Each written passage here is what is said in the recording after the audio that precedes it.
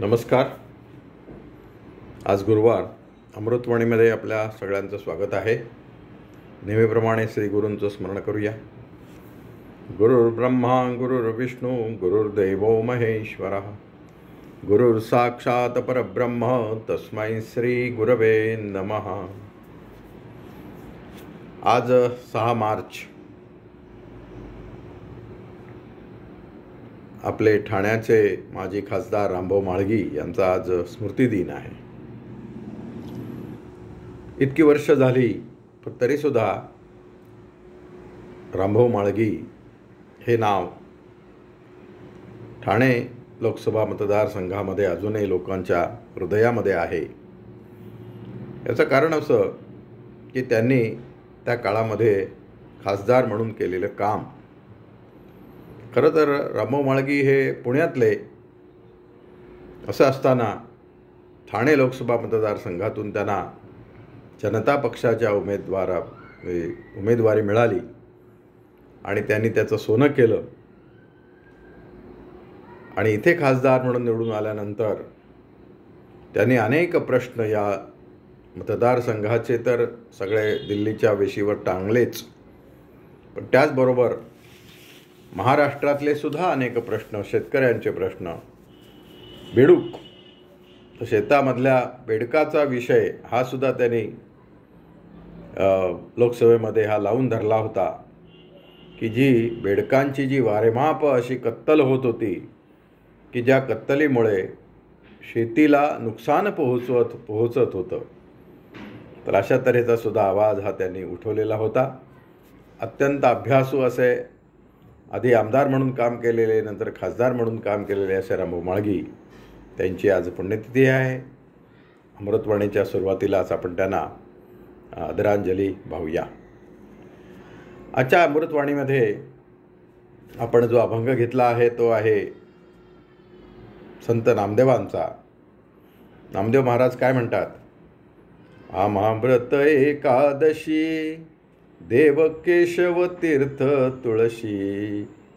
आम्हाव्रत एकादशी देव केशव तीर्थ तुळशी. आणिक नेणे बा साधन आमचा विषय हरी कीर्तन. आमचा विषय हरी कीर्तन. आमचा विषय हरी कीर्तन. संत संगती निरंतर प्रेम धन हे भांडार. संत संगती निरंतर प्रेम धन हे भांडार. विनवी विष्णू दास नामा आमुची ऐसी परंपरा.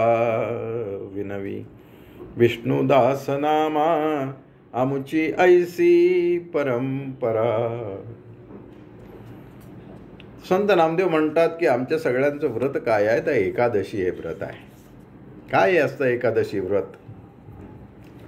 तर या एकादशी व्रतामध्ये दशमीच्या दिवशी दुपारी भोजन झाल्यानंतर किंवा संध्याकाळी भोजन झाल्यानंतर दुसऱ्या दिवशी सूर्योदयापासून तर थेट रात्री दुसऱ्या दिवशी पहाटपर्यंत म्हणजे पूर्ण 24 तास काहीही न खाता हा उपवास करावा, असं हे व्रत एकादशीचं आहे. नुसतं उपवास करावा का? तर नुसतं उपवास करावा करू नये. ते काय म्हणतात पुढे? देव केशव तीर्थ तुळशी. तर आमचा देव कोण आहे? तर देव केशव आहे, भगवंत आहे, विठ्ठल आहे. आणि तीर्थ कोण आहे? तर तीर्थ तुळशी आहे. तर त्या तुळशीला पाणी घालावं, त्यात केशवाचं नाव घ्यावं. आणिक नेणे बा साधन, दुसरं काही आमचं साधन नाही. आमचा विषय हरिकीर्तन. तर या एकादशीच्या दिवशी त्या जगन्नियता परमेश्वराचं नामस्मरण करावं, हरिकीर्तन करावं, त्याचं गुणवर्णन करावं, त्याच्या भक्तीचा महिमा गावा आणि तो दिवस नामसंकीर्तनामध्ये व्यतीत करावा. पुढे म्हणतात की संत संगती निरंतर प्रेम धन हे भांडार. जी चांगली मंडळी आहे, जी संत आहेत की ज्यांच्याकडून आपण काहीतरी शिकावं अशी जी मंडळी समाजामध्ये असतात त्यांना संत असे म्हणतात, की ज्यांच्या हृदयामध्ये केवळ प्रेम हेच भरलेलं आहे. मग ते प्रेम सगळ्याप्रती आहे, मग ते प्राण्यांप्रती आहे, ते मनुष्याप्रती आहे, ते सर्व जाती धर्मांप्रती आहे. असा जो वागतो, की ज्याच्या जवळ फक्त प्रेमच आहे, प्रेमच ज्याचं भांडार आहे, तेच त्याचं धन आहे, अशी जी संत मंडळी आहे, की ज्यांच्या जवळ राहिल्यामुळे एक प्रकारचं आत्मिक समाधान आम्हाला मिळतं. कसं जगामध्ये वागावं, कसं वचन करावं, कसं वागावं हे आम्ही ज्यांच्याकडून शिकतो ते सगळी संत मंडळी.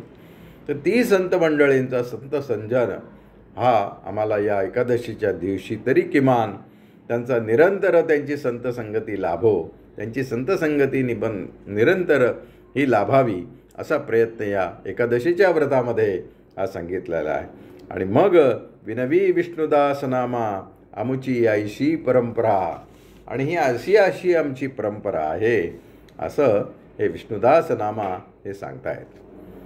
अशी आमची उपवासाची ही परंपरा आहे. जेव्हा विज्ञानाच्या दृष्टीने असं बघितलं जातं की एकादशी आपल्या हिंदू धर्मामध्ये प्रत्येक गोष्टीला विज्ञानाचा आधार हा देऊन ती गोष्ट ही लोकांच्या पचनी पडावी म्हणून त्याला धर्माचा आधार दिलेला आहे. तर एकादशीचं विज्ञान काय आहे, तर एकादशी ही 11वी तिथी आहे. तर त्या 11व्या तिथीला वातावरणाचा दाब हा कमी असतो, आणि वातावरणाचा दाब कमी असल्यामुळे आपल्या पचनसंस्थेला विश्रांती देण्याचा अत्यंत उत्तम असा हा काळ आहे. आपलं जे शरीर आहे हे एक साधन आहे. सगळं कर्म करण्याचं साधन काय आहे, तर ते आपलं शरीर आहे.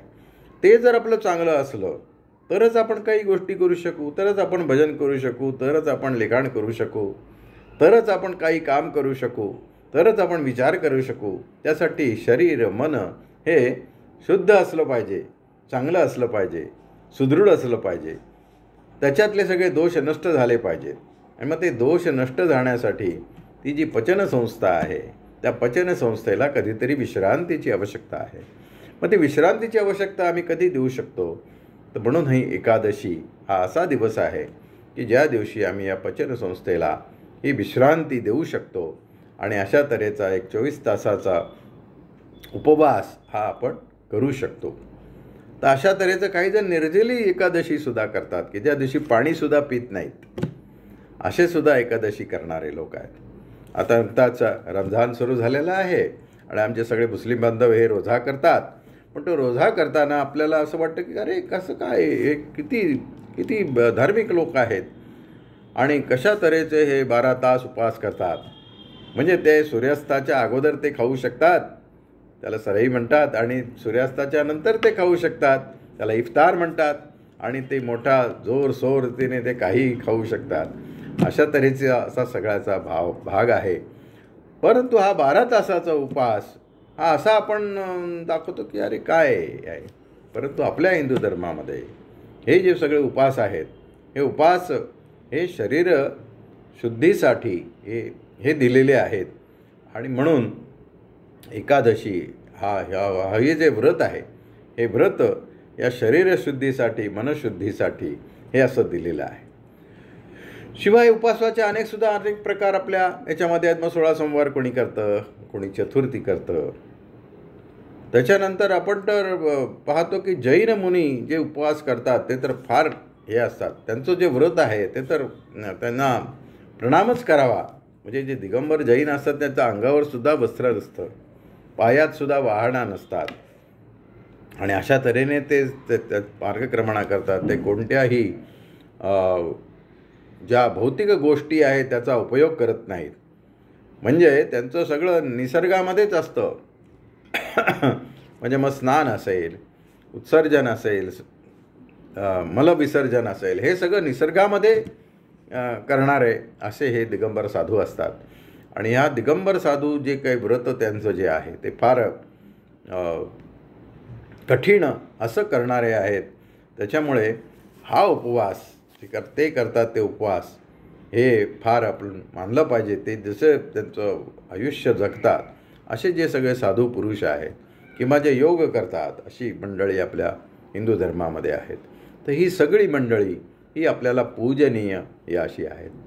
त्याच्याशिवाय प्रायोपवेशन हा एक मोठा उपवास आपल्या हिंदू धर्मामध्ये सांगितलेला आहे की मरेपर्यंत उपवास करायचा. ज्या वेळेला असं लक्षामध्ये येतं की आता आपलं या सृष्टीमधलं आपलं कार्य संपलेलं आहे आणि आता आपल्याला अधिक जगण्याचं काही कारण उरलेलं नाही, अशा वेळेला प्रायोपवेशन, संथारा व्रत असे जैन याच्यामध्ये ते संथारा व्रत असं त्याला म्हणतात की, आणि प्रायोपवेशन म्हणजे काहीही घेत नाहीत. म्हणजे जसं जेव्हा सावरकरांच्या लक्षामध्ये आलं की आता आपलं सगळं इथलं कार्य संपलेलं आहे, म्हणून त्यांनी शेवटच्या काळामध्ये प्रायोपवेशन घेतलं. म्हणजे काहीही औषधं, पाणी, काही वगैरे घेतलं नाही आणि हळूहळू आपला देह ठेवला. आपले विनोबाजींनी सुद्धा असं प्रायोपवेशन हे केलेलं होतं शेवटच्या दिवसामध्ये की हे शरीर आता या पंचमहाभूतांमध्ये विलीन करायचं आणि विलीन करायचं म्हणून अन्न पाण्याचा पूर्णपणे त्याग असा या 2 महापुरुषांनी केलेला. तर आपल्याला माहिती आहे असे अनेक संत महंत हे होऊन गेलेले आहेत. अनेकांनी समाधीसुद्धा घेतलेली ही आपल्याला लक्षात आहे की संजीवन समाधी, ज्ञानेश्वरांसारख्या संतांची संजीवन समाधी आहे. अशा अनेक संजीवन समाध्या घेतलेले अनेक साधू पुरुष आपल्या देशामध्ये होऊन गेलेले आहेत. तर हे संथारा व्रत असं जैन मुनी घेतात आणि त्या याच्यामध्ये आपले प्राण हे अर्पण करतात. तर असे हे सगळे उपवास करणारे आपल्या हिंदू धर्मामध्ये आहेत आणि त्या सगळ्या आपल्या हिंदू धर्मामध्ये अशा सगळ्या उपवास करणाऱ्यांचा आपण आदर केला पाहिजे. आणि जी ही परंपरा आपल्या याच्यामध्ये सांगितलेली आहे, विष्णुदास नामा म्हणतात, विनवी विष्णुदास नामा आमुची आईशी परंपरा. तर ही अशी आमची एकादशी व्रताची परंपरा ते आपल्याला सांगतात. त्याच्यामध्ये विज्ञान आहे, त्याच्यामध्ये शरीरशुद्धी आहे, त्याच्यामध्ये मनशुद्धी आहे. आणि म्हणून आपला धर्म हा आपण सगळ्यांनी जाणून घेतला पाहिजे. नुसतं आपण जाणून घेऊन उपयोगाचा नाही, तर आपली जी पुढची पिढी आहे त्या पुढच्या पिढीला सुद्धा त्याचं महत्त्व हे समजून देण्याची आवश्यकता आहे. आज आपण आपला धर्म आपल्या पुढच्या पिढीला न सांगितल्यामुळे वेगवेगळे आपले जे घरामधले विधी आहेत ते आपण न केल्यामुळे आज अनेक गोष्टी या उद्भवलेल्या आहेत. काय किती चांगल्या गोष्टी आपल्याकडे आहेत बरं, की सकाळी उठल्यानंतर आंघोळ करताना गंगेचं यमुनेचं स्मरण करावं, गंगेचे यमुनेचे व गोदावरी सरस्वती म्हणावं. किती चांगली गोष्ट आपल्यामध्ये आहे. परंतु हे आपण आपल्या मुलांना सांगतो का की अरे स्नान करताना ना हा असा श्लोक म्हणजे या सगळ्या भारतवर्षातील या सगळ्या नद्या या आपल्या या पाण्यामध्ये उतरलेल्या आहेत अशी भावना व्यक्त कर. आणि अशी भावना व्यक्त केल्यानंतर सगळ्या संपूर्ण भारताचं स्मरण हे आम्हाला होतं. ज्या सूर्यावर आम्ही जगतो त्या सूर्याला सूर्यनमस्कार घालण्याची प्रेरणा, प्रथा ही आपल्या सगळ्यांच्याकडे आहे. त्या 12 सूर्यनमस्कारातून जी 10 आसनं एका सूर्यनमस्कारामध्ये होतात त्याच्यातून आपलं शरीर हे सुदृढ होतं. जेवताना सुद्धा आपण वदनी कवळ घेता नाम घ्या श्रीहरीचे, सहज हवन होते नाम घेता फुकाचे, जीवन करी जीवित्वा अन्न हे पूर्ण ब्रह्म, उदरवर्णनो हे जाणीजे यज्ञकर्म. तर यज्ञकर्म समजून एक घास 4 वेळेला चावून वगैरे कसा तरी घाईघाईने खाल्लेला आहे, अर्धवट अन्न टाकून दिलेलं आहे, अशा तऱ्हेचं जेवण हे आपल्याला मान्य नाही आहे.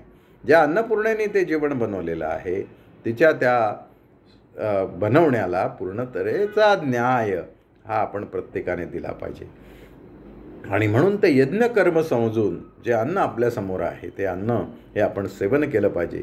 त्याचबरोबर ते सेवन करत असताना कोणी उपाशी नाही ना, तपाशी नाही ना, तर असा कोणी जर असेल तर त्यालासुद्धा अन्न काही आपण देऊ शकतो का, तर असा सुद्धा विचार हा आपल्या धर्माने आपल्याला सांगितलेला आहे.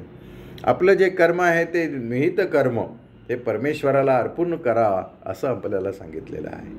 त्याच्यामुळे हे परमेश्वराचं कर्म असल्याकारणाने आम्ही जे काही काम करू ते अत्यंत सचोटीचं चांगलं असंच करू, चांगल्या प्रतीचं करू. कारण काय तर ते भगवंताला अर्पण करायचं आहे.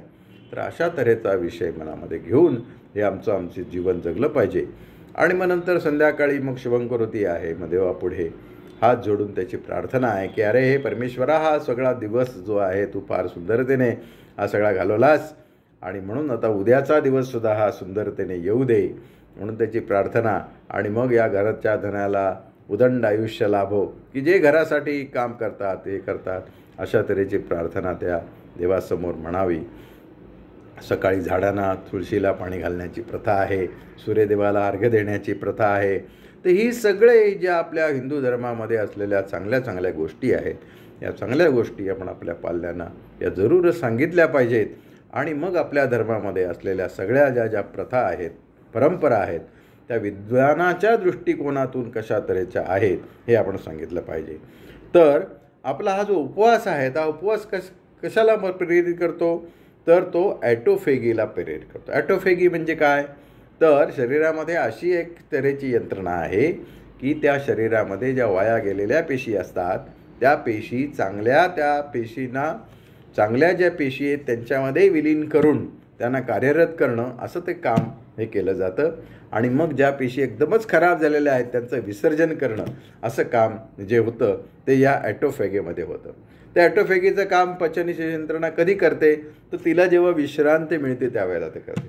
मग त्या पचनसंस्थेला विश्रांती मिळण्यासाठी म्हणून काय असलं पाहिजे? म्हणून तो कधी ना कधीतरी आपण उपवास केला पाहिजे. मग तो परमेश्वराच्या नावाने असेल, परंतु तो लाभदायक मात्र आपल्या शरीर यंत्राशी आहे.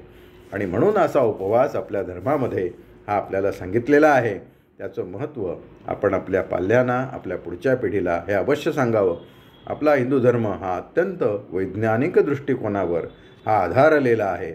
म्हणूनच तो सनातन धर्म आहे, नित्यनूतन असा धर्म आहे. आणि असा या नित्यनूतन धर्माचा आपल्या सर्वांना हा अभिमान असला पाहिजे. पुन्हा एकदा विष्णुदास नामांनी जो एकादशी व्रताचं महत्त्व सांगितलेलं आहे ते पुन्हा आपण म्हणूया. काय म्हणतात विष्णुदास नामा? आम्हा व्रत एकादशी, देव केशव तीर्थ तुळशी, आणिक नेणे बा साधन, आमुचा विषय हरिकीर्तन, संत संगती निरंतर, प्रेम धन हे भांडार, विनवी विष्णुदास नामा, आमुची ऐसी परंपरा, आमुची ऐसी परंपरा, आमुची ऐसी परंपरा. धन्यवाद.